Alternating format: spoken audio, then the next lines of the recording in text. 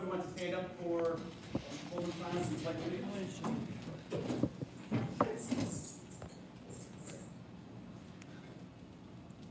I pledge allegiance to the flag of the United States of America and to the republic for which it stands, one nation, under God, indivisible, with liberty and justice for all. All right. Before we run off, FPLA has it's called Teach to Learn. So I don't know if Tanya, if you want to come down here. I have, can I hop on, or can I share this with you? Share with another presentation. Can I just pull it up and pop it over in? Yeah.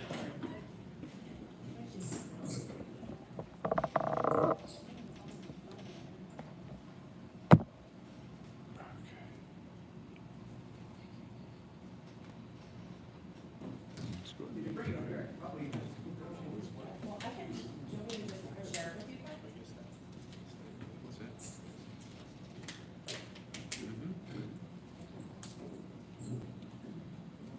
Yeah, it used to go to it was Here, I have this, this is the rest of it. He doesn't need to so we'll just keep it. It's really be nice to go. One more thing to do. For Ross, we're checking it all the time. So we had some trouble. There was time looking. For some reason. Well, yeah. It would start.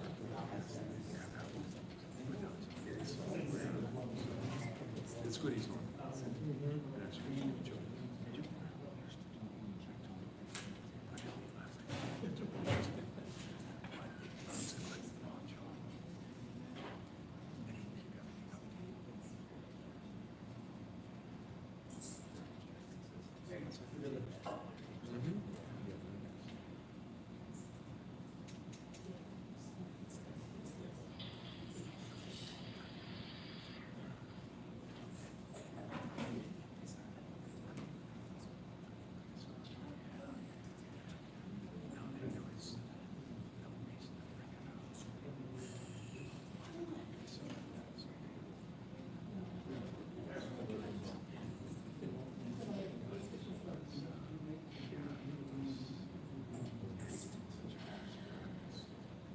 Okay, so this is a program called Teens Teach Tech.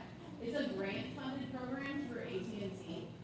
The purpose of it is to train adults, so anyone over 18, how to use different technology pieces. It supports our students because it provides them community service.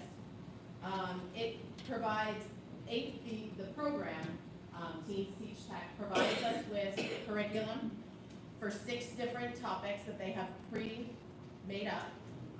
We meet with our students and train them, and then we train the adults.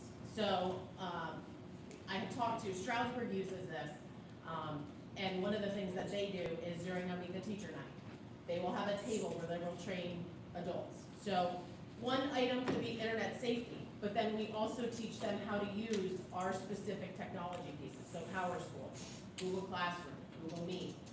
Every adult that we train, and each of the 6 topics, we get funding from the grant program up to a maximum amount. The students that participate will get community service hours. They give us startup funds of $500 per team to get if we need to purchase devices or if we need to purchase like coffee and donuts or something for the people who come in. So my plan for it is to have sessions that Meet the Teacher, Parent-Teacher Night, back to school, at the library, the reading nights, the math nights, really anytime we see our adults to help train our school parents. But then we can also go to nursing homes and train the older generation of how to use different technologies.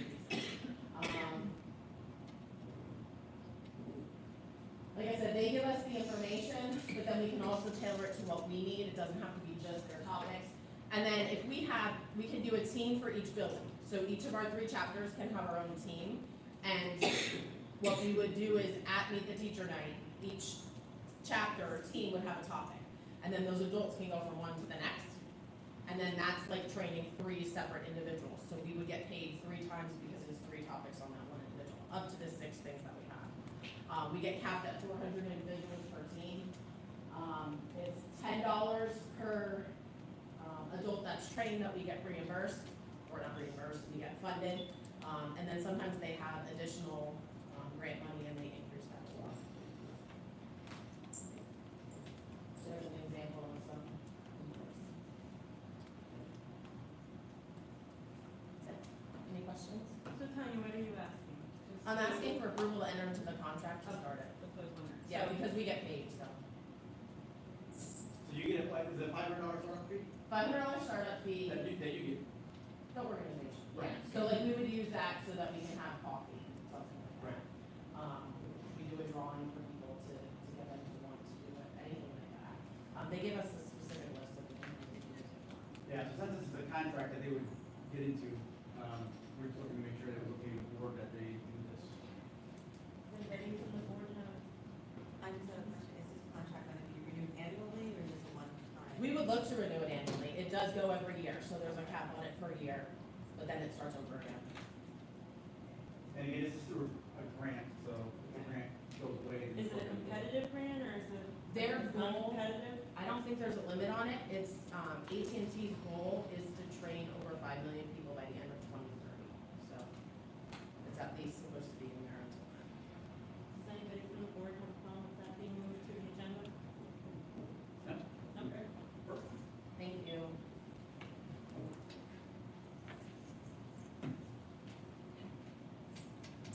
Go back to you.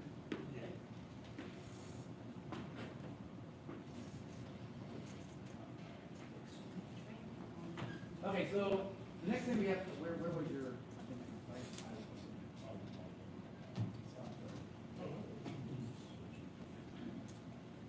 Okay, so the next thing we had is, Kim and Rob met with an AI for education company.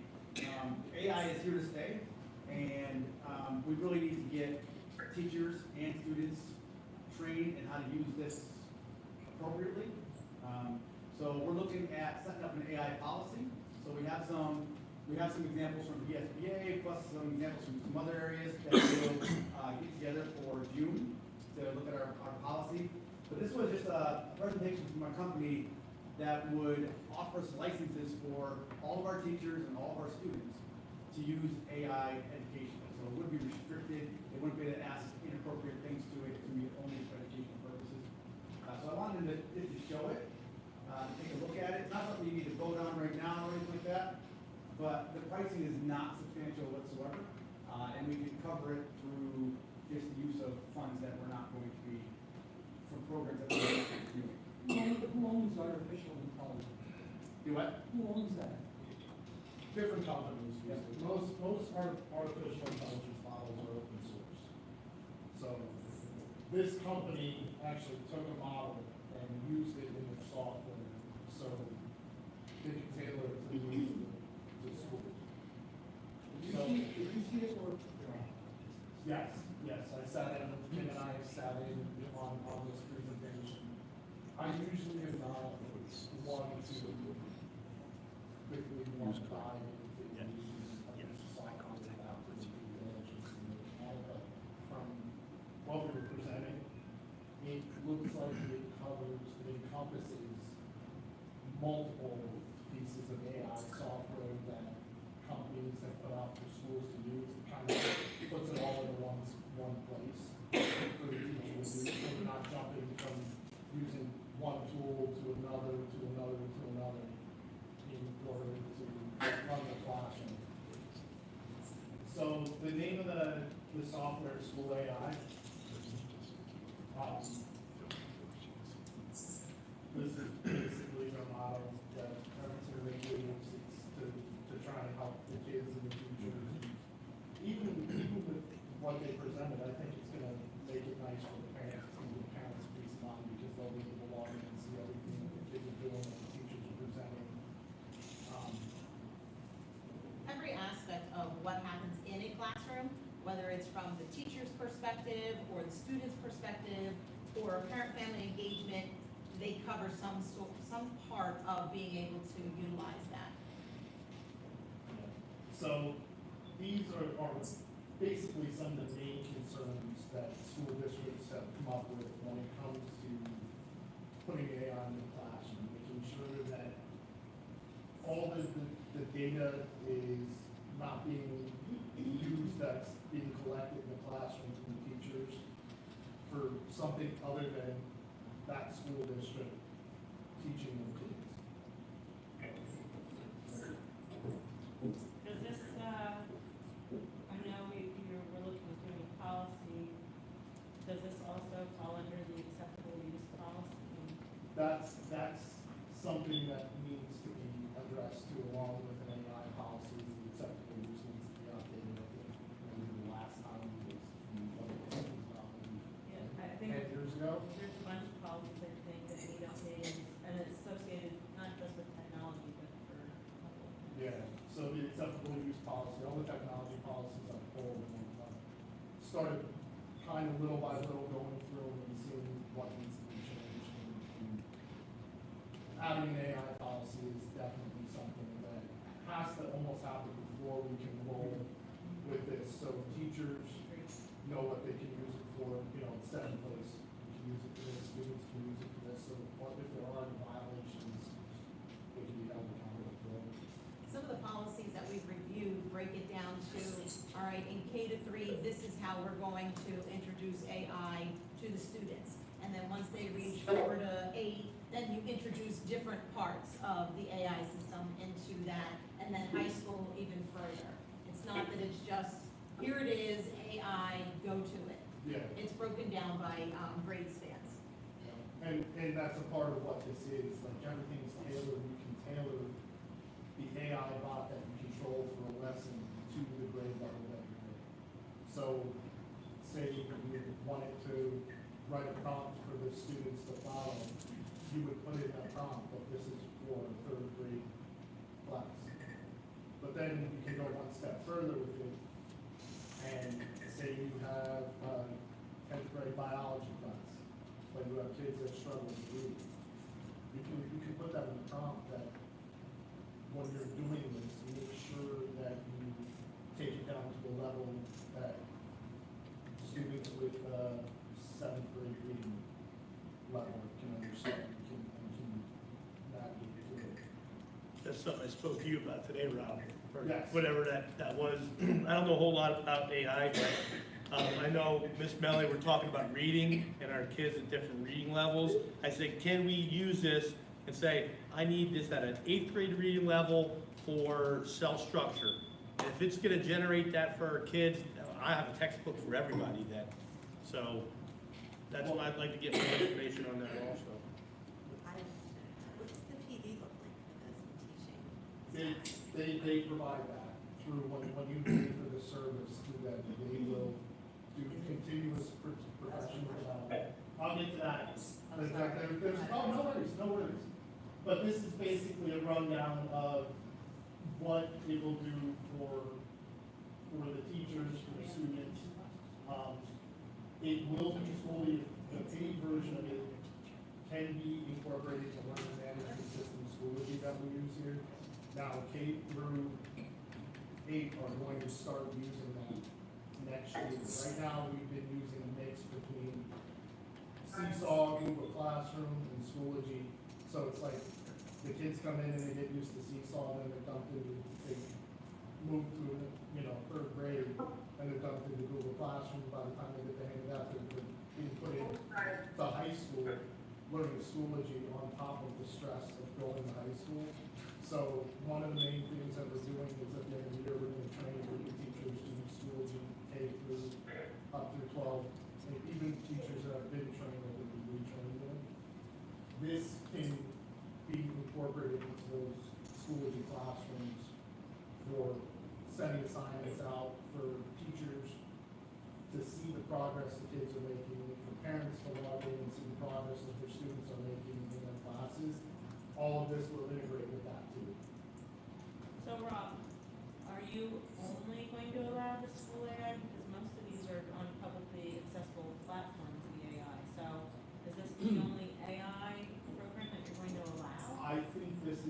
what we should push.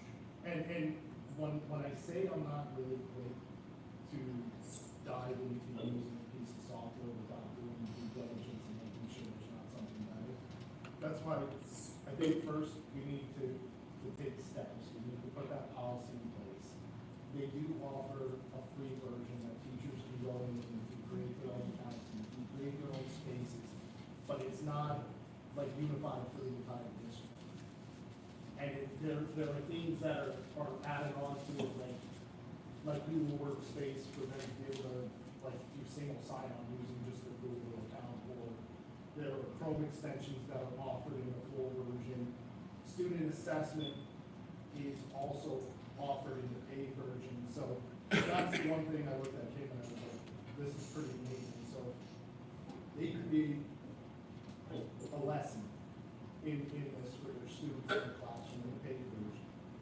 And you have 30 kids in the class, and all 30 kids go into this lesson and start going through the steps. And so you tell it, take me on, I think the example was given like a multiplication journey, make it a 15-step process, and you're allowed to help the student 5 times before you send them back to the beginning to start over. So first step is what is 5 times 2, the kid says. It'll come back with an answer like, I think you're a little confused, this isn't an addition, it's a multiplication journey. You want to try something simple. And it'll break it down, so if the kid's not getting the answer 5 times 2 is 15, it'll say, okay, let's try another thing. If you have 3 stacks of 5 apples, how many, you know what? So it'll work back and forth with that kid to see what way it needs to proceed to help them understand what they're presenting. So with the paid version, we get assessments. So that teacher can assign that to all 30 students, and it's almost like the equivalent of having 31 teachers in, because you have the AI helping each student all at once. And those assessments at the end, the teacher can go up and pull in a report and say, okay, Johnny and Jane did really good in this, but these 4 students need help with this, and then they can create new lessons and tailor them to those students that are struggling in one part but not the other. It really will help the teachers tremendously, I think, with moving forward with lessons with the kids and identifying where they're struggling and where they're strong points are. I was going to say, many of our students use AI. Unfortunately, it's to complete assignments quickly without much thought. If they know that what a valuable tool can be to go beyond just completing an assignment to actually reach new learning, and even to create individual learning assignments, like Ryan was saying. You can really tailor it with AI. You can tailor learnings very specifically. It's wonderful. Yep. But we need to use it the right way, and kids need to learn how to use it as a productivity tool when they get out of high school. So is it just like helping with lessons, like the student can ChatGPT and answer a question, like solve this problem? Does it have that capability? Well, that's kind of how this works. So, It basically, when they go in, it brings up what looks very much like a ChatGPT prompt. And it's basically, you can go, like, I don't know how familiar you are, or if any of you have ever used it, but you could go down the rabbit hole and sit and talk to ChatGPT for hours. So that's what these kids are used to with everything that they've been on in technology. And they, like Tom said, they're using ChatGPT, whether you tell them they can or not. I mean, when they're at home, they can use it to help them do their assignments. And it's one of those things like, It's like way back in the day when the internet started. yeah. I'm dating myself, but you know, we've Yeah. come a long way with the internet and Google and all of that. I think this is just taking it the next step, and it's like going all the way back to kindergarten again. Now we're starting with something new, the AI, and we're just gonna have to put policies into place and, you know, permissions and teach the etiquette of using AI. As far as a kid asking a question, hey, this is my algebra question, what's the answer? You can put restrictions on that and it will not answer it for them. It may say, well, let's look at step one. What do you have to do for step one? And then walk them through it, but you can set restrictions on there that say, don't straight up answer it for them, guide them. And then you can also say, give them 3 tries, and then move to another question. Does it keep a history, like, would you go back in Google Docs and see all the changes? That's the paid version of this, you can pull up histories of all the conversations that are going on in the chatbot. And there is another layer to it where teachers can set up in the classrooms that it'll look for triggers in the way kids are answering. So if it's asked the question of, what did you have for lunch today? And the kid can answer, I didn't eat lunch today. It can start analyzing those answers and it gives those detailed reports back to the teachers. Like, maybe we should check on Johnny, there might be something going on at home that he's not, being given the money to eat lunch. There are all kinds of things like that built into this that just, like I said, it's like almost one teacher per kid in the classroom. And what we're looking at is, we always say differentiation, but differentiation is hard, it takes time. We have to pull a lot of resources to do it. This system will do that and take the workload.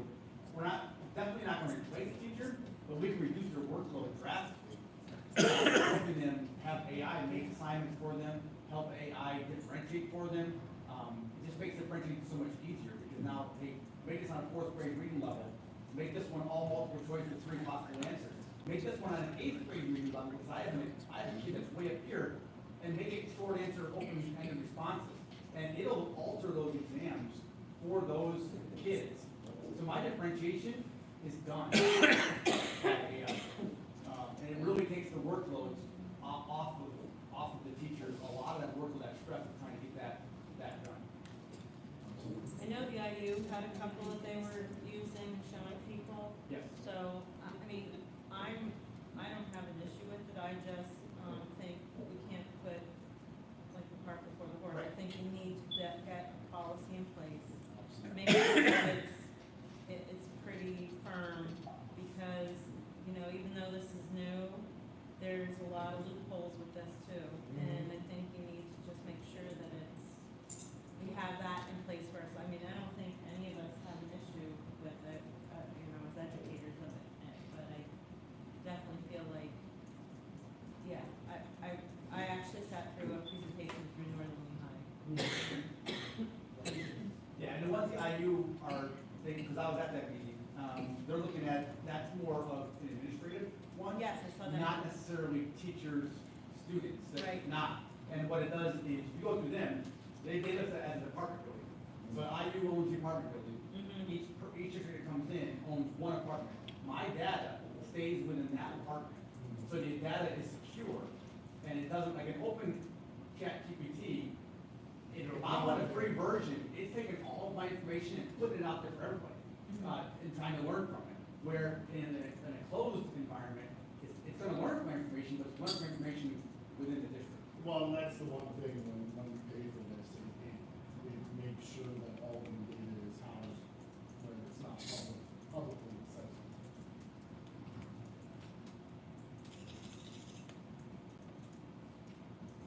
So this goes along with the professional development, so they have a huge community that they're developing with, where they do community live streams with people, how they're using it differently in the classrooms.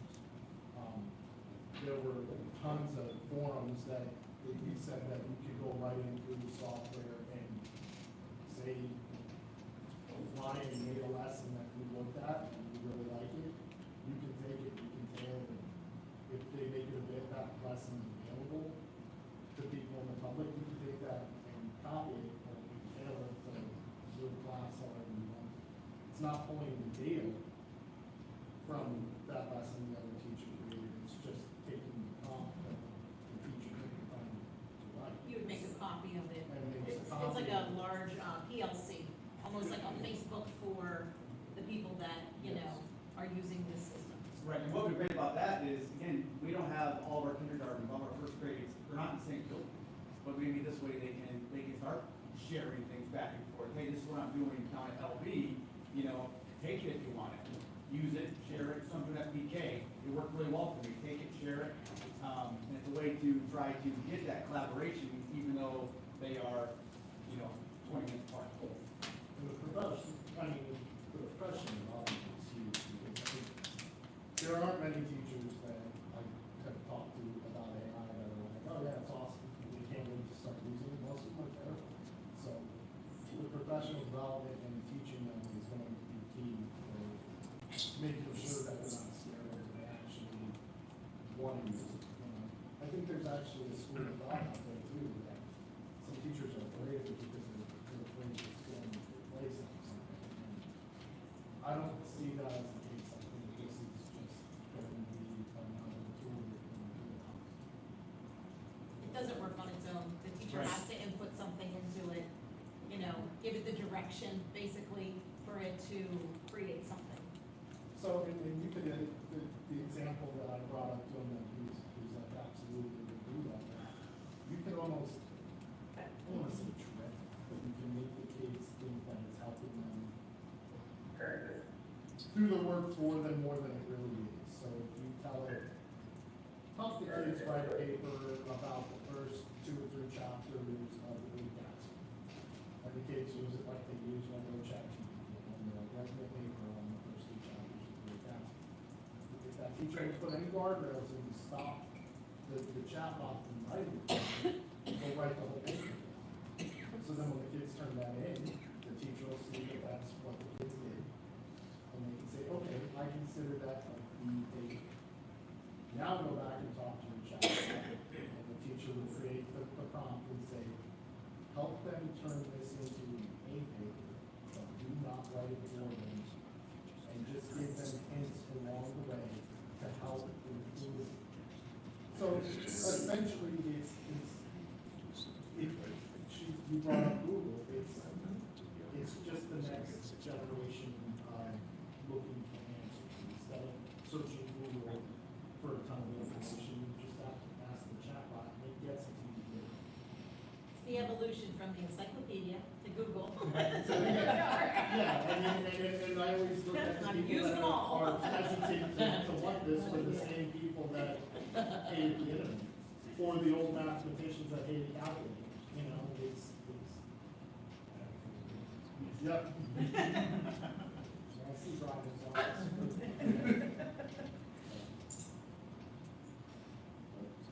That's pretty much what I have on this. They did say that they are working with the IUs to do consortium pricing on it. I think it was between, like, somewhere between like $6,200 to $7,500 a year for it. He was trying to get us to dive in and sign on it. If we signed in on for like 3 years, he gave it to us for only $6,000 a year. But like we I was said. gonna say, you got them down 1,000, and then you got them down another thing. Yeah, I kept needling them down, you know, but again, I don't think it's a great idea to jump in and say, hey, let's commit to 3 years of this solution. There might be something that's just as good, if not a little bit better, and while we're doing the policy, I'm gonna do that research. Right, well, we'll be meeting, I asked which administrators wanted to jump on the AI policy. If any teachers want to jump on, I don't mind having some teacher input into that policy as well. And then we'll try to get it to you for the June meeting. If that's the case and we like it, you know, we can start approving it, it'd be approved for a school year for it again. We have it in place. Is this a company by themselves, Rob? Yes, this is a company that offers this. It's not part of another company.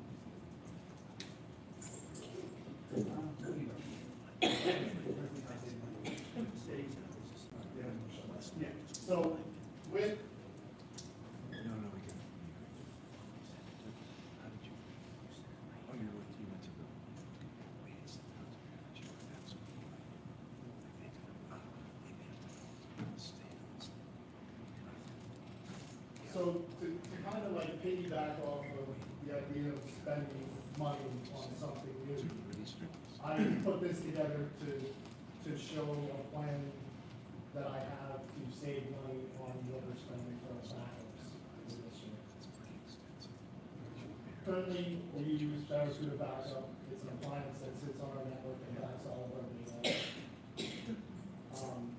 This is what was budgeted and what was quoted for the end of this month. We have to pay this amount if we're going to continue using it. It's a recurring yearly cost. Chances are next year it's going to increase even more. We are right now at the threshold of the space that we're allotted for our price. So for each additional terabyte, so if we go over 6 terabytes, even by a little bit, we have to pay an additional $2,000 a year. This is my recommendation and what I would like to do. I got quotes for 2 very powerful servers that are a little over $6,500 a piece. They will give us 16 terabytes of storage. They can be used for other purposes alongside of being the backup servers for our district. We replace one here and one in our remote building, either the LD or Penn Two. Or I've actually talked with Palmerton. They're looking at possibly getting away from Barracuda and wanting to do something similar to what I'm recommending now. So we had talked that we could put one another servers, one on each in each district, so it would be a completely off-site solution for the redundancy of the backup server. So we have one backup server here, and it would sync to an off-site, one of the off-site servers. So we wanted it technically, the backup completely off of our network. That would be an option that we could, a route we could go. We work with another school district and house one of their servers, they house one of ours. So it would almost be like a cloud backup. The software that I would use on the server would be completely free, no recurring subscription, and it would come down to saving the district $12,000 plus a year. So if we were to do this instead of paying for the subscription with what was budgeted, that would be all we could go over for this year. Is $830.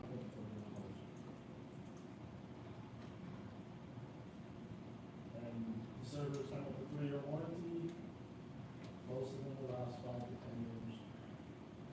So even if we went 5 years and not having to pay for anything, we're still saving a tremendous amount of money. And this savings could go towards paying for something like school aid. Isn't Barracuda the top of the line backup service that, But all it does is back the data up and send it to the cloud.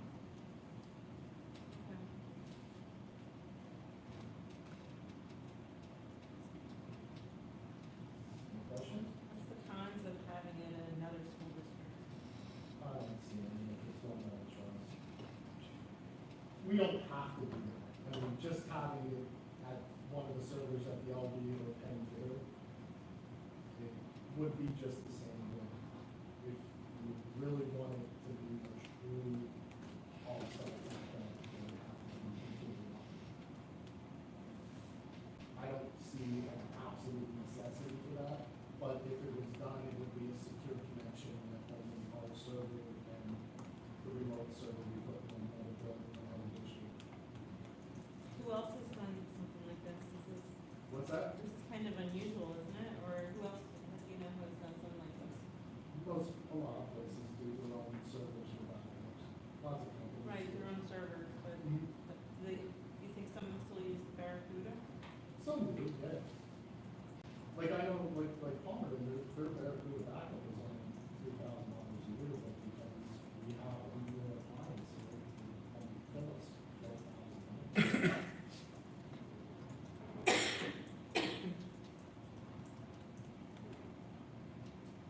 I honestly, if I felt worried that it wasn't going to, I would be like, yeah, we need to spend this. So is this something that you're looking for to be on one of the agendas coming up? Because If of it- course, the $12,000 is coming up as part of the, Well, the $12,000 already budgeted. It was already budgeted. okay. It's in the budget, so we either are going to pay for the full year of Or we're Barracuda, going to pay an extra $830. or take an extra $800 and buy the two things that'll last us 5 years. So it'll save us 13, well, I mean, if we go over to 6. Yeah, it'll be almost $60,000, Right. that's just 5 years. So all we're looking for is just the money's already budgeted except for the extra $800. Okay, And then we wouldn't be paying the 13,000 moving forward every year. right, so. And to be honest with you, I've already had situations with Barracuda that I've tried to restore servers in the past and didn't restore them properly, so I ended up using open source backup software to do backups and then taking that backup file and sending it up to Barracuda, so I've seen where Barracuda falls short.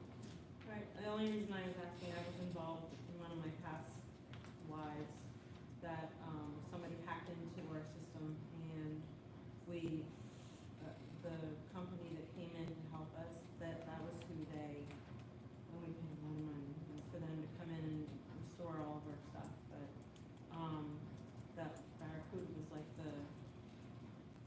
what they, recommended, but again, this was in my past life, so, that was some years ago, but that's why I was And the open asking. source solution, I put them in for, we look like engineering companies and stuff with the side business and they've had really good experiences. Okay. So anyone have an issue with that going on? Did we just buy some servers, Rob, recently? Yes, we did. That was to replace, that's because the lease on the virtual servers that were purchased 5 years ago at, I think it was like $15,000 a year we were paying on the lease, and the lease is up as of December, and those servers have to go back. So we paid $65,000 for servers that we don't own. Okay. Technology changes constantly. And Rob, where are we on that presentation you did a while ago for, This- For making in panels. yes? I put them with things that we've cut out of the budget. I was able to put them in our budget for next year, the lease thing. Okay, And you said it was my budget, kind of like it, yeah, it still came in below what we should. that's what I was gonna ask, Mhm. okay. All right, thank you. Yeah, Rob's done a great job, like, really looking at that budget and breaking it down and still getting us everything we need and more. Yeah, I found that there's a local company that originally, when I presented that was through CDW, there's a local company, Edwards Business System, that was able to come in, I think, $150 a month less than CDW on it, so. And actually with these servers too, the last ones we bought from CX Tech, the two reps I dealt with for years at CX Tech moved to a different company, and they were able to get us these servers at $1,000 less than we did CX Tech, so. Same exact servers, same warranty, same service, so. So I'll put it on the agenda for next week to do that and see where it goes from there. I only wanted to pay, because we're talking about spending money on the school AI, so I mean, this is. And plus this bill is coming due. Yeah. So either we pay it and we're stuck with, we stay with Barracuda to get it for another year, or we cut them loose and buy the two servers. Or $800 a month. Other options.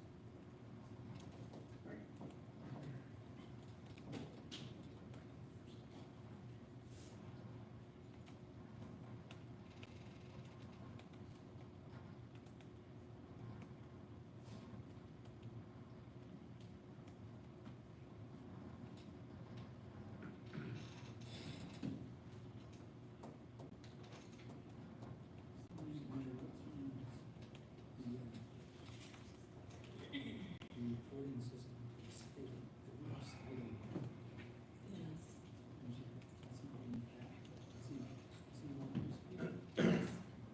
Rob, Yeah.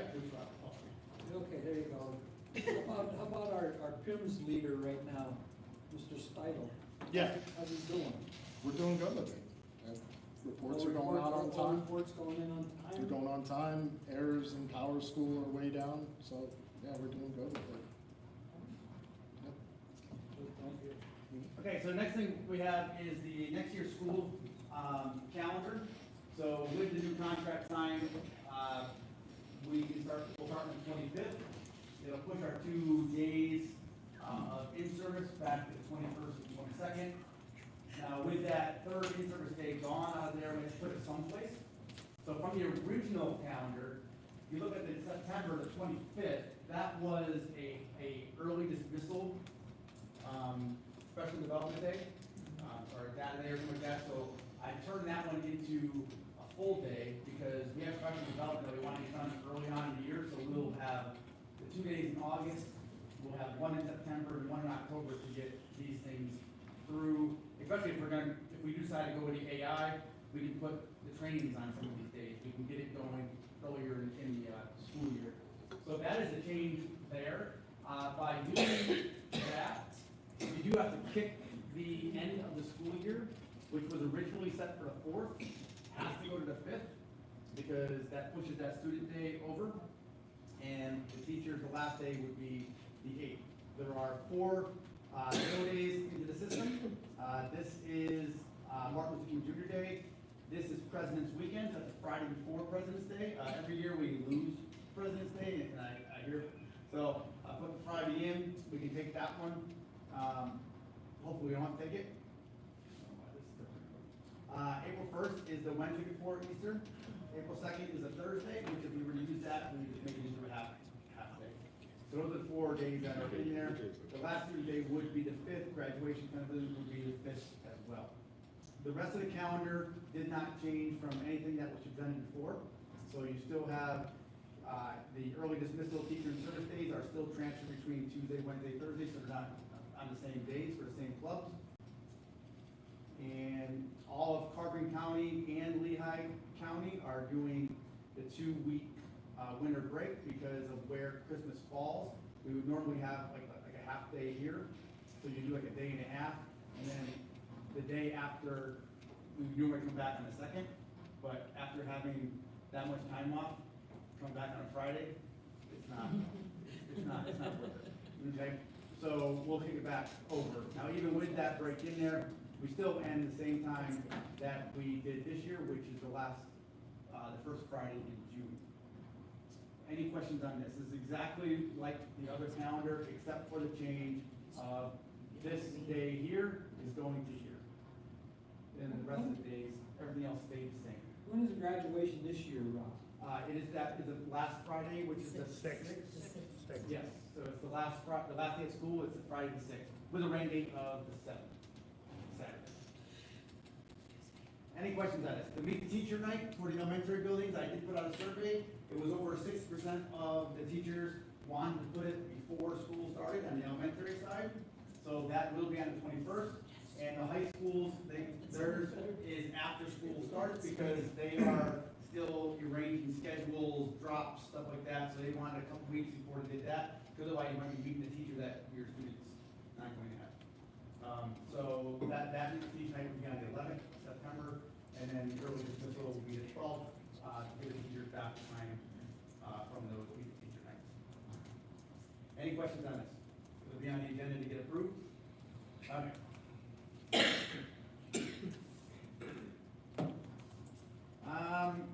Okay, we were asked about a creation of junior high baseball and softball teams. Now, I say creation, we're actually just moving or rearranging. So what the suggestion was by Dustin and the coaches was to go from, currently we do a JV varsity format, no junior high.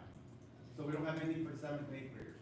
So they're looking to use the Colonial League's junior high format and go junior high varsity. If we have enough students or players to do a couple of JV games, then we'll play a couple of JV games during the year. But we won't have a JV schedule.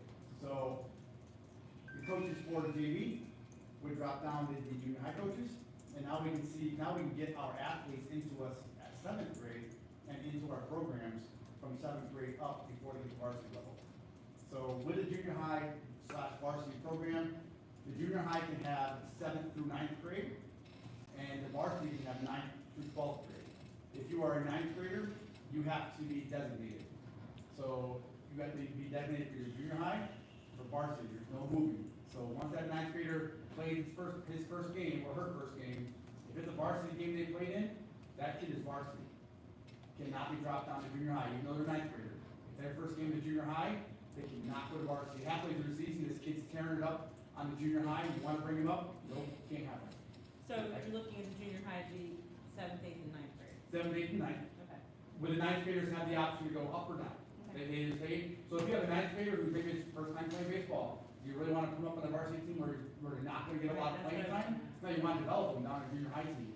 So you leave them down from junior high. You have a ninth grader who is tearing it up, well, you don't want him on junior high. You want him to get him up where there's competition and put him on the varsity team. So you just designate which way they go. A ninth grader just cannot flip. Once they play, they're done. So this was a recommendation by the coaches, and by Dustin. Dustin can get us into the junior high league. So the junior high team will run a full schedule through the Colonial. The varsity will run a full schedule through the Colonial.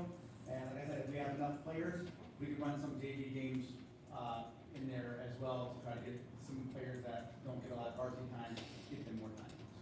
Strictly with Colonial. the Colonials. Yeah, so this is a recommendation. Not sure if you guys have, I know, Chris, you were on that email. So do you have anything to say? Is this something you recommend as a committee chair? No, you said it perfect. Okay. So Chris, would you like to move that to the agenda? Mary wants to know if you'd like to move that to the agenda. Yes, please. Okay. Okay, perfect. Let's see. Okay, the feasibility study is, I've been contacted by, EI. They need to try to finalize this, but they need to know which one of these options, or which of these options we want to consider that they can vet out further.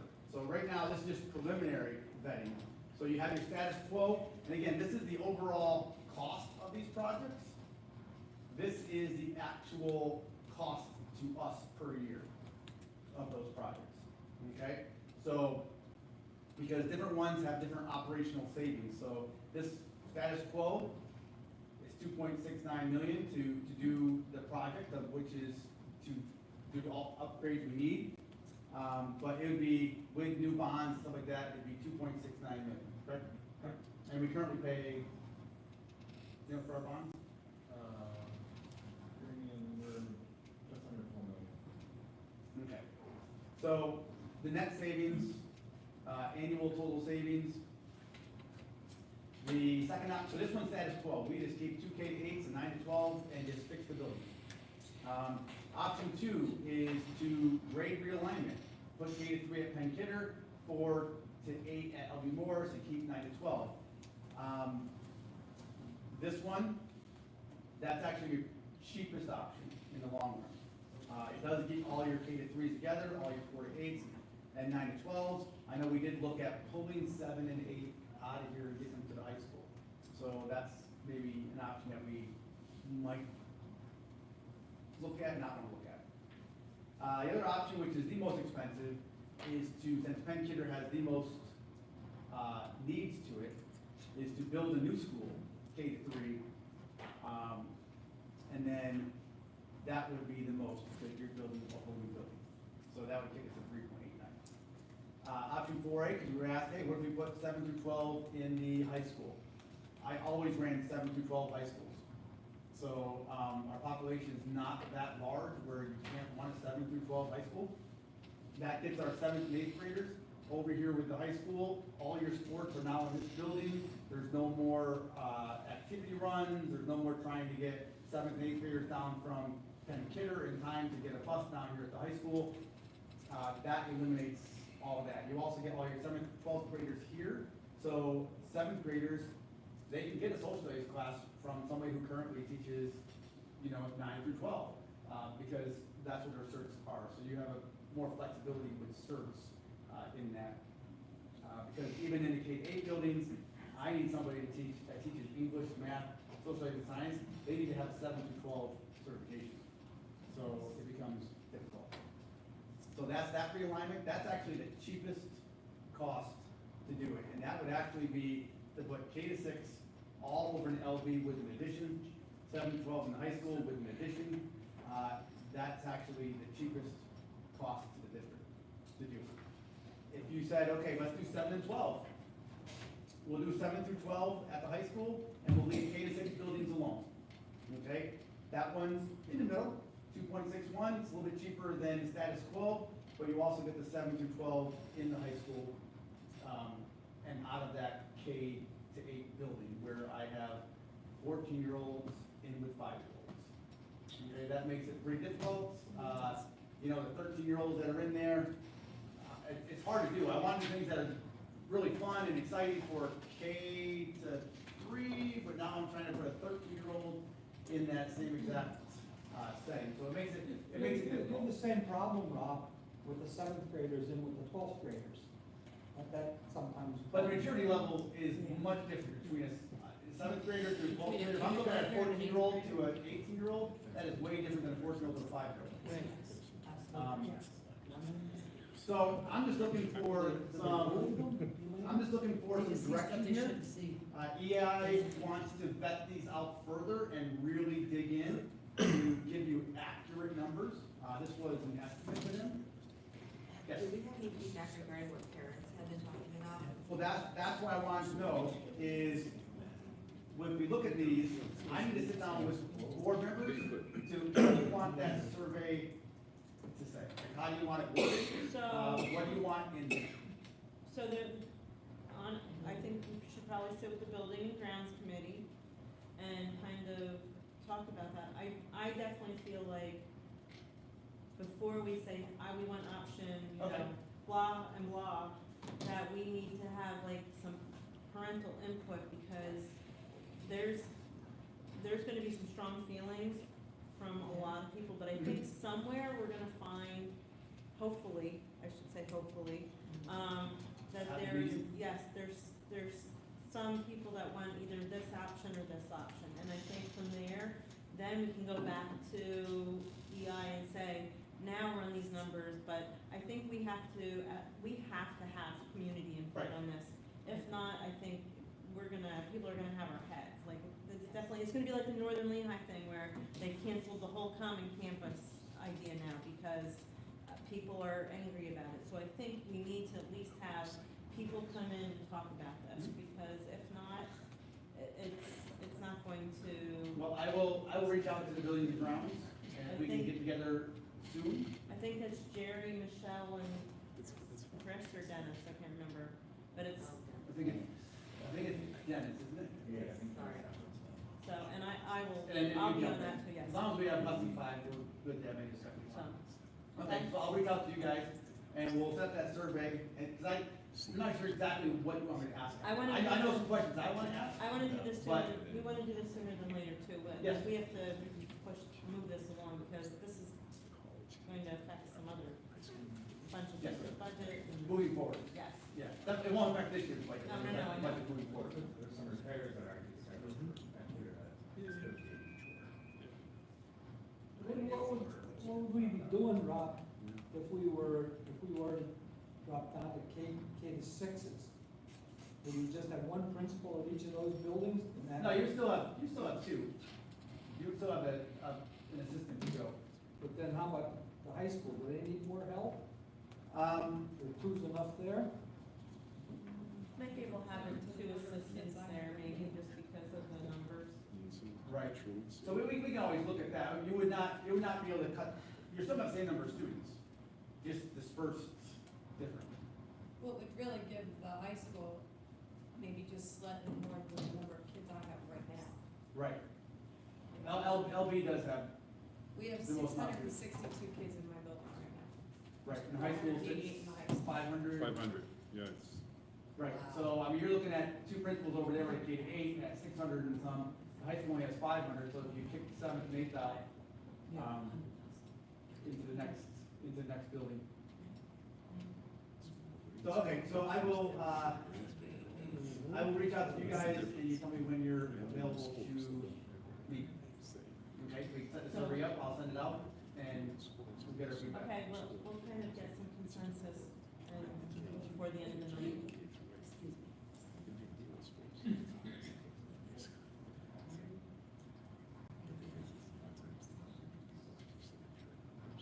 Okay, Rob, what happened to my? Hit stop and refresh on it. Looks like your Chrome browser crashed. Well, that's good.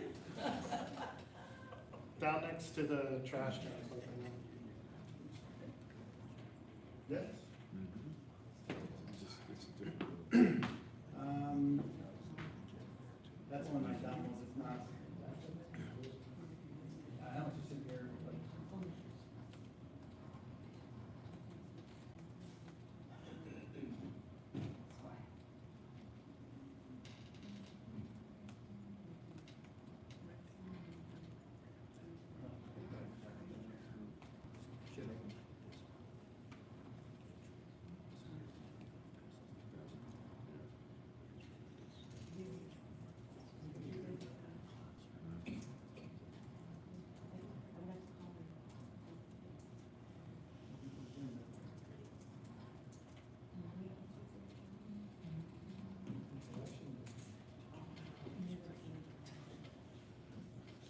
Sorry about that, this is, crap.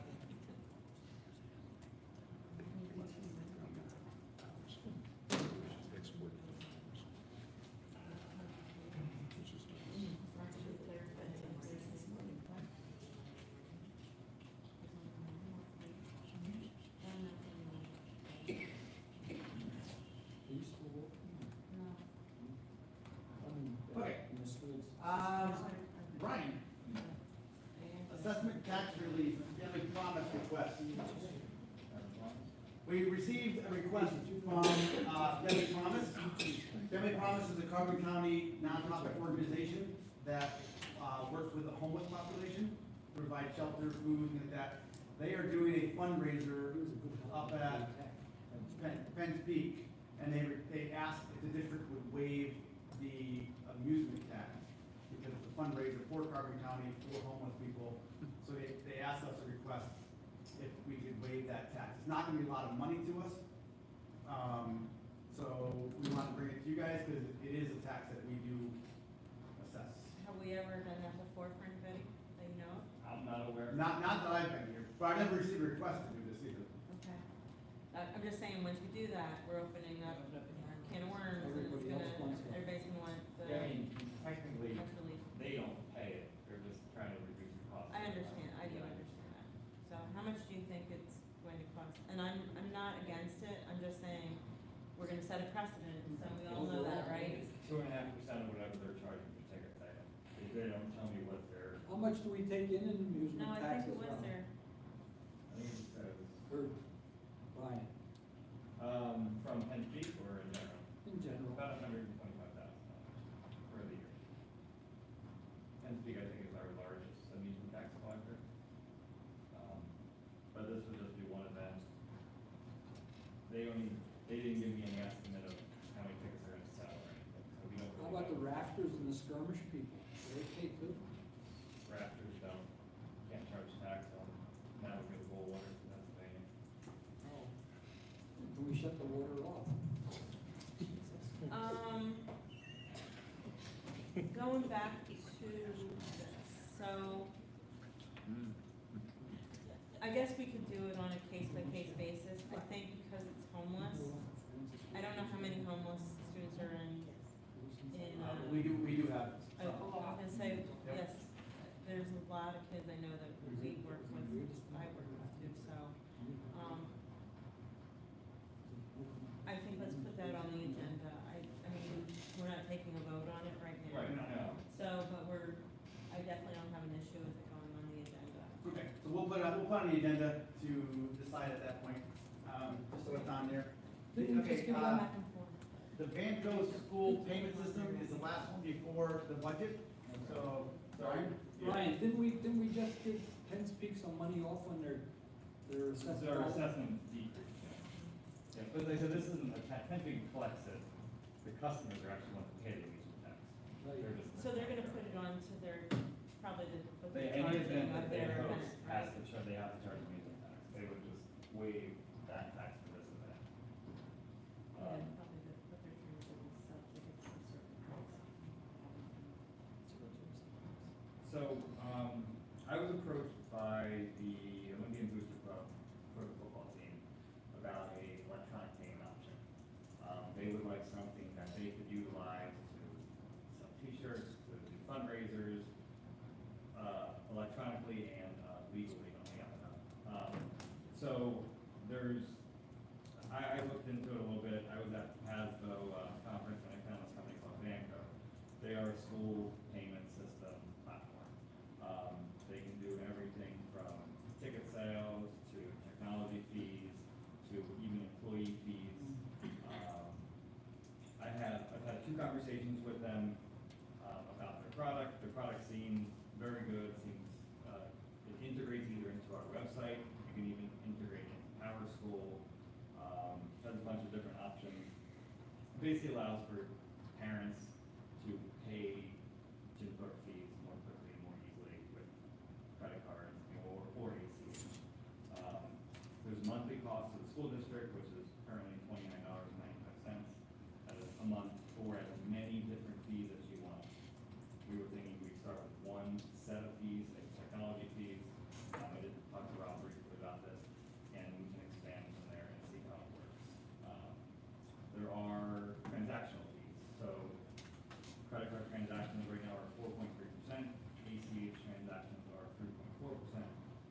Either the district would pay those, or you can back charge them back to whichever making the payment. Or you can increase your cost to include an extra $2 on a $20 charge. So the district can minimize those fees if we want to charge more or less the parents or the attending the sporting event, that fee back to them. I just want to present this to you. Is it something you would want me to look into further? I did talk to Rob. I know he deals with technology fees.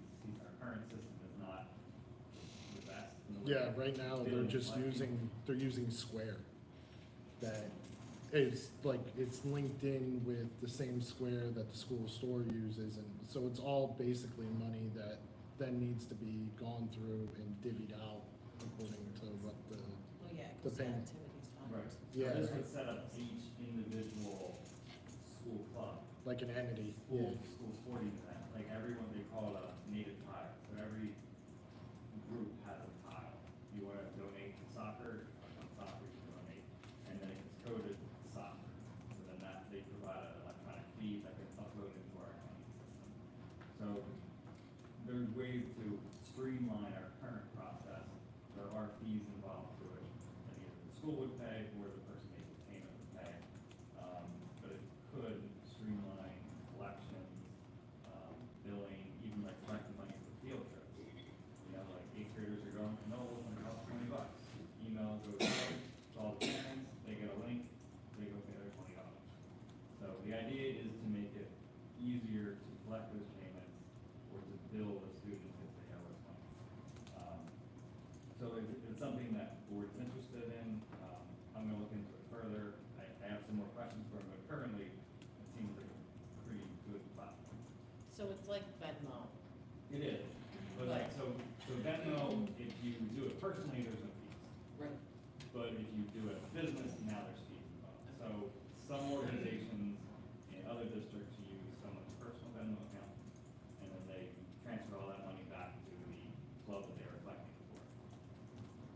90% of the time that works out fine, but we're trying to avoid that Yeah. situation that doesn't work out. Well, and I think, Right.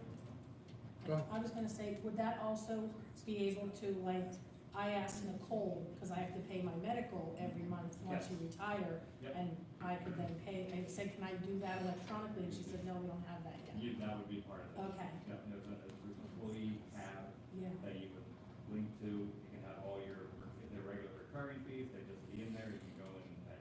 yeah, that would be, And I think each tile, then the people that are in charge of it can log in and see all the payments that were strictly for them. So like, for me, it would be like if kids are paying for broken iPads or lost chargers, I could then at the end of the school year go in there and look at it and see exactly all the fees that were collected and what they were for. Right. Do you know the extra processing fee?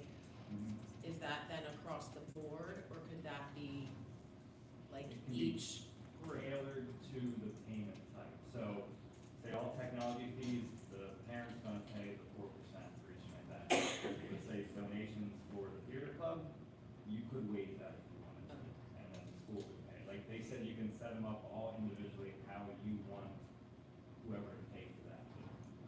I know that from a parent standpoint, with everything that we do with FBLA, I do have times where parents do ask for options to be able to pay with a credit card. Yeah. So, looking at something like that. And the one thing you also help is that it would help eliminate cash.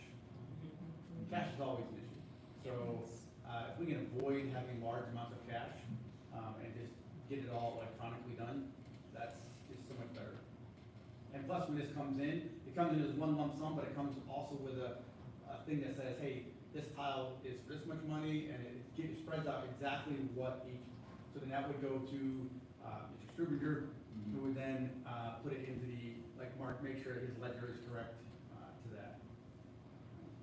So I would expect, I would assume, that, the expectation would be that everyone would be using this as, in the district. So there wouldn't, that's what we would be using, so that, like you said, we wouldn't be using cash. That's how we're doing it. However, do you not think it's, I don't know, muddying waters a little bit if we're allowing the booster club to do it? They're not part of our, These are parent booster clubs that are part of Oh, our okay, activity. not the Not other the side, booster okay, club, that's yes. what, okay, All the ones in the so student like when I was activities. president of the volleyball, That's in our student activities account. and I would give my stuff to Greg, I would be doing that, Those okay. would be included. It's Okay. just an outside, like the overarching booster club, that has a separate, EIN number. Right, yes, okay, that's, I was gonna say that's. Yeah. I This don't- is strictly for school Our bank functions, school, Okay. school activities, school organizations. Mhm. And we just also think like, even for like technology, just, it's easy, you know, okay, you lost a charger. Well, then everybody, all parents and, families know where to pay, they would be the Right, same and they place. say you can, they showed me, you can set up by billing, so LD can have a page, and Yeah. there's a page, so it's like, depending on how you wanna do it, they do all the creation of that on their end, and they make it seamless, they had our webpage pulled up, and they kind of dummied in a link to their page, so you go to the gym court, click on student activities, and it brings up all the student activities, click on the one you want, and then you go off to the payment page. So it's And the integration into Power School too, with kind of like the route we're trying to go and getting more parents logging into their Power Mhm. School accounts to look at, what's going on with their kids. We have people that they owe for a charger for 4 or 5 years, it passes, and then the senior year rolls around and the parents like, well, my kid didn't lose their charger this year. No, they lost it in 7th grade and you never paid for it.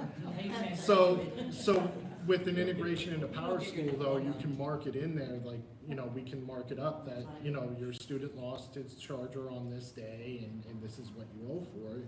And at any point in time when they log in, they can see when they owe fees and they can decide when they're gonna pay them. And it shows their history of payments too, so if the parent goes in and sees, oh, I've reimbursed the school 3 times. Yeah. Time to have a talk with Johnny. It avoids lost checks in the mail, parents calling, saying, I paid for this, we didn't get it, you can use it for AP tests and tests like that. So if you're, I'll keep looking into it until I'm more comfortable with it, but it seems like a pretty good solution. For a minimal fee. Yeah, $29. yeah, so $29, yeah, for as large as you want. And the only problem I would like to roll it out slowly. Technology, and then expand from there, work out the kinks before we just, everyone will want to use it, but we're going to slow this process. Okay, sounds good. Okay. What do you wanna pull up for your, Ryan? The budget comparison? Yeah.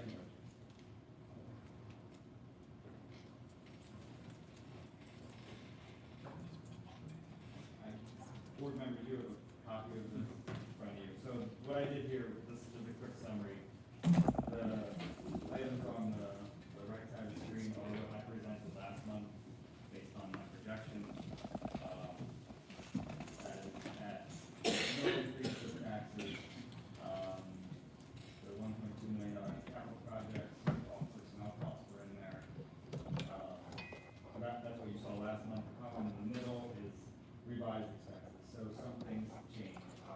We updated all our retirements to our teachers, so salaries went down, new vacancy positions came on at a lower rate, and mostly health insurance premiums went down. So we funded for 15.5% last month. We had our meeting with Benecon, Highmark. Our increase only came in at 9.6%.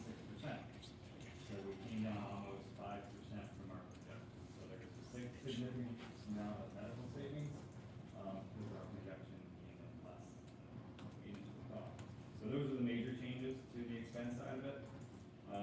Net, it's about an $800,000 decrease from last month when I projected. So then at the bottom, we have our real estate taxes. Slight decrease in the real estate taxes based on the total assessment of our properties went down. We had two major settlements that went through that actually decreased the gross assessed value of all our properties. So not a big decrease, about $50,000.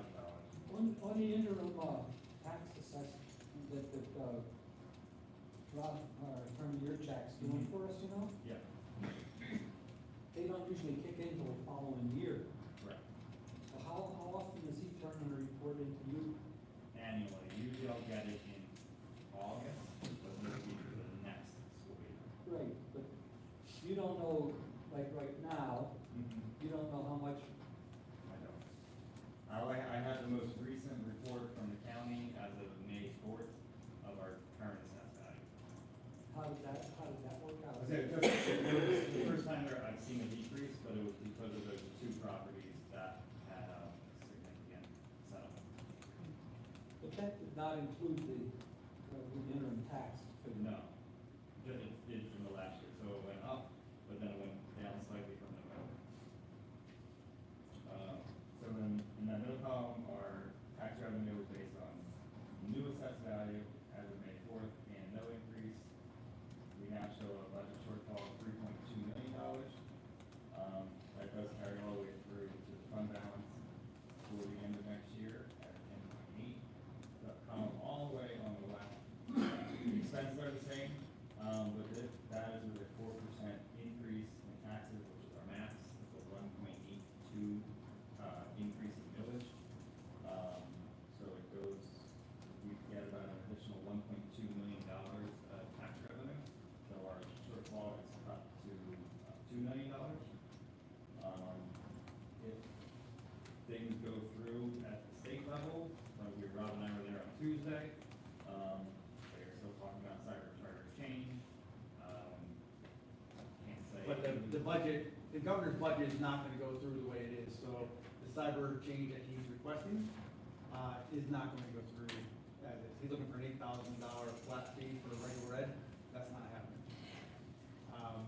What I'm hearing is 11, 12, which isn't a ton of savings for us.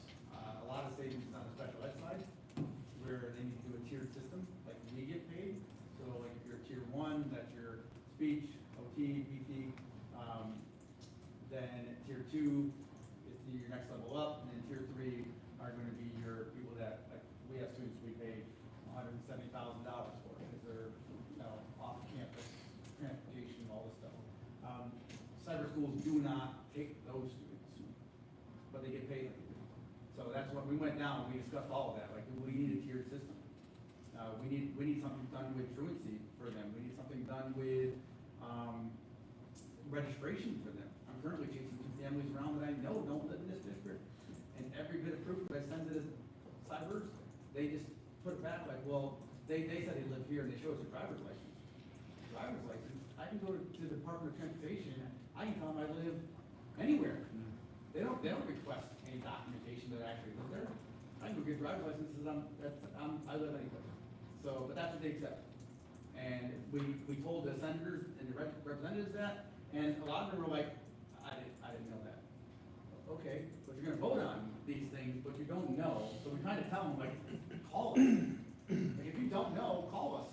Don't vote on something just because if you don't know. So we discussed a lot of that, but it's not gonna come through with the amount that the governor is. No, we're hoping for some increase in our state funding. I think there'll be some cybersecurity. Yes. How we calculate that, but, so hopefully that $2 million in loss could be cut by some increase in state tax revenue. So that's kind of my new projection based on the numbers we have now. If we do increase our taxes and flow through to the end of the year, our fund balance will still be at $12 million at the end of next year, which is still in that 20-25% range that Moody's prefers to keep maintaining our A+ rating. I think that's important, especially since we'll be going back out to the loan market again if we do the feasibility of it. So we want to try and maintain our Moody's rating. So, hey, Brian, you're estimating 14 million at the end of June of 2025 Yeah. for fund balance. But then your budgeted shortfall is.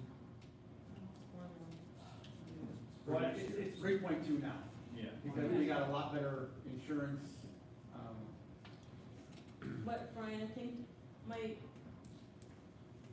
what people need to understand, when they look at this increase, I know we're only doing like a tentative, and we can change it or whatever, the next. An estimate. However, but the big thing that I think always needs to be part of this is the tax rate impact, that people need to understand that with a 4% increase, only almost 50% of the taxpayers, it's only $55 or less. And on top of that, the governor, it is gonna go through with an increase to the homestead farmstead. That's gonna be $45 for what, 4,200? Well, an increase of $48 for 4,096. Yeah, So- $4,096. So if it's 50, so you're saying $55 minus the $48, $7 for him. $7 on the 4%. See, I think people don't understand that or know that, and I think we have to get that out. So you're talking like, that's $7 That's, a year. Right, yeah. That's, For the year. don't go buy, my daughter goes buy Starbucks every And morning. I don't know Costs how, $7. I don't know how to get it out of people to talk about that, because, and when we don't raise taxes, We don't we get funding. lose funding from Yeah. the state State. because they won't give it to us, and I don't know how to get it out to people and talk to Make them them The about it. BEF, the basic ed funding formula, we get hit on that, because we have high property values. Over the last 10 years, our property values have gone way up. Our average income level has gone up, our poverty level has gone down. So what the state does in that formula, when you start putting those things in there, there's a percentage that comes out at the end. And our percentage of BEF has dropped every single year, because the state's saying, these factors say, you have the ability to raise local funds. right. You are not raising local funds, Right. which means we are not going to continue to Fund you. fund you. So then we lose more to BEF. So right now, we do not get, like, a lot of the funds, and we talked about this with representatives and the senators, majority of the new money goes into tax equity and adequacy funding. All right? We do not get that. So, and then all the schools that get adequacy funding and tax equity funding, they also take 80% of the basic ed funding pot. Those same schools get 80%. That leaves 20% for about 140 schools that don't get those two fundings. We get 20% of the pot, the 140 schools. We don't get the extra funds, but they get the extra funds and the BEF. And the BEF. And if our formula keeps going down, down, down, we're already fighting over a small pie because we don't get the other funds. Where We're our the only funding, state school funding that district keeps in going down, we're Marvin losing County. $273,000 in state funding this year compared to last year. That is The the only second school most in district the in entire Marvin County state. that didn't make it millions, like, there's school districts that made in Marvin County that received $4 million Yes. of extra money. And we We received, got what, 200,000?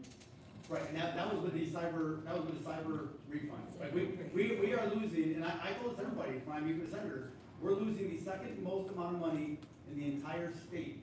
The only district that's losing more is the city of Pittsburgh. And nobody else is in the $200,000 range. We're at 273. I know we're awful. We need to get the Times News to put that as a front page article, because that's the only way that people are going to know and understand that we are being penalized for not raising taxes for 14 years. And again, and the money over the last 2 years, it's been almost, it's been like, what, $90 probably last 2 years? Was it like $50 last year for Homestead Farm? Yeah. So over the last 2 years, Homestead Farmstead is gonna go up almost $100. So that means your taxpayers in that category, a little over $4,000. And the Homestead Farmstead Act is for people who actually live here. They have a home, it's not a rental property, it's not a business, it's their own home. It doesn't apply to Airbnbs, doesn't apply to summer homes, doesn't apply to businesses. So your 4,090, whatever, those are your people who live in this district. They are receiving, after this year, $100, an extra $100 rebate over the last 2 years in their taxes. Their taxes actually went down $100 over the last 2 years. Our max increase for majority of those people will be like $7. When you count in the raise of the refund, it's gonna be a $7 increase. So again, I think that has to be like our, like anytime we present this, it's also, let's talk about the tax rate impact, definitely. And, again, without raising taxes, you represented that if we don't do that, we could be basically, if we don't raise taxes and it makes us money, that by 28, 29, we're not going to have any fund balance. We're going to be basically Right. in the hole. And after this year, only has 100,000 in their fund balance. Yeah, but they raise their And taxes after all this the year- time. They raise their taxes all the time now. Almost every year they do. Whatever they're doing, they don't have any Well, money in you their wanna fund balance. stay in the 20 to 25% rate to get the best, Yeah. rating loans, for that's the movies, best rate on loans. right? To get If the you best fall rate. out of that A+ category, you get a higher interest rates on your loans and more money to And- borrow. And again, we're looking at this huge feasibility study with, like, we definitely have to fix up the school buildings. So, you know, we have to be forward thinkers. We definitely do. And think about, yeah, it's $7 when we actually talk about this with what we need to do to our schools and to keep us where we're at. I mean, I'm personally going to ask for the 4% increase, and I'm going to make it my mission to be out there constantly telling people, you know, like I even looked, 88%, it's going to be $80. That 88% or less, that will be paying $80 or less, and the 50% will be paying $7. So if you're concerned about the public knowing all this and understanding it, like you throw a spreadsheet up or a graph, people aren't gonna take the time to really understand it. Agreed. We could put a section on the website where you can post videos actually explaining all this stuff, or just lay the information out in more of a way that your everyday person that wants to jump on and look at it. I mean, I'm so with you, because I think we have to be more yeah, so they aggressive, understand the total. proactive, Yeah. just to tell people, like, everybody's in tough times, I get it with how everything's going up, but to kind of really show that we're still trying to be fiscally responsible, and yet, by doing this, it's almost like we're getting money then from the state, people are getting their money back, we're hopefully not going to be bankrupt in several years, like when we talk about this, we have to do, And the thing is, and Brian has said this before, the index is coming down. So last year it was what, 6? It was 6. This year it's 4. Next year it's projected at 3.5, and then 3.2, then 3. So if you don't do it now, the index is gonna keep going down, and that just means that's less money that you can get without going for exceptions. Okay? So if you put this off another year, next year we're only gonna do 3.5, and we're already gonna be 3.2 in the hole. That's not even considering next year's raises and increase in insurance and everything else. So we're already gonna be behind I, the eight ball. know, little. And it's just, we're saying further and further behind at a point where you can't catch up fast enough. No. Then you have to go for exceptions and do huge tax raises to try to catch up. So yes, I would like us to be more proactive and like what Ross said, like a little bit Yeah. more. I mean, I'm willing to go to like Rotary meetings or Lions meetings or something to get out into the different public settings. We have like a month. Yeah. So, you know, just to talk about it, but the more people that I think know about it, we're not just doing a 4% increase, we're these are all the reasons why and how it's going to affect people. That's what people wanna know, how's it gonna affect me? They see 4%, they're like, oh my God. Yeah. You know, when it's in the paper, 4% increase in part because That's what we're it is. so much more, but you have to get out, yes, but after this, and this, for most people, it's gonna be $7. If there's a way to make it on a really concise one-pager, you can also put that on the district Facebook page, and social media is where people look more often than Yeah. anything else. They're gonna look on Facebook, they're gonna look on LinkedIn, they're gonna look on those type of things, but they're really not, if your kid's maybe a senior, or you don't have a reason to go to the district website, you might not even go there to look for it, but people look for all of those quick socials all the time. And that's why I said, even an actual video, with somebody actually laying it all out. And you can put the video on a social. And yeah, exactly, and just explain it without them having to decipher what you're typing out on the page or looking at a graphic Right. chart, you know what I mean? Cause people see this and. They check out almost immediately, Well, yeah. Yeah, well, they see teachers got, 6% raise at CCTI. Well, no, they didn't. Not every teacher got a 6% raise, like, people didn't understand it. Board members the last time didn't understand how that worked. So, they don't. Yeah, so everything, we put everything out here. I'll be more than happy to sit down, Brian and I could get up on like a nice high school with a thing in front of us and make a video. With a whiteboard. I would love that. So, because, I mean, this is the reality, so this is where the numbers lie. Actually, no, I mean, not lie as in not tell the truth, but this is where they fall, okay? They don't lie. And again, best case scenario is $2 million. If the state comes with more money, then it'd be less than that, but we have no idea, and the state is not in a hurry to get this budget done. We met with the senator, and he said, I have seen this before, and there is not a hurry to do this, because they're still waiting on a federal budget. They're not sure where that's gonna come from. $3 billion shortfall as proposed. So they have their own set of challenges, before they can even tell us what, education's gonna happen. So they have a big hole to fill. And they have a rainy day fund, but I think it's projected to be zero by the end of the year later, so. And even federal money, I mean, we Right. don't even know anything about that at all. Like Right, so if our we grants, start losing title money, that's another big blow to us. Ready to learn, Yeah. So there's a lot of, like, unknowns in this budget. I mean, we could see a bigger loss when the final budget comes out.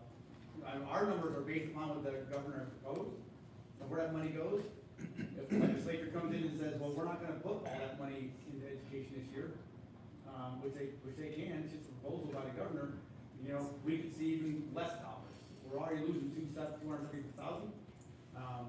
We could actually lose more if they don't come through with cyber change, or reduce the amount of money that's going into the funds, into this education. So we're facing this, the best case scenario is that the budget gets passed as is, and then we can rely upon these numbers, but if they go and start slashing it, which they can, our budget has to be passed by the end of June. Theirs, unfortunately, does not. well, even free and reduced lunch. Yep. I don't know where that's going, we got a letter about that. I mean, we heard that the Shine program, not that we take, but it affects our students, is It's probably on not. chopping block. Mhm. So we're looking for other ways to fund Shine, because that's on the chopping block. That's there's so many things, when you're looking at this and you're looking at, 88% of our people are going to pay $70 or less if we go to the max.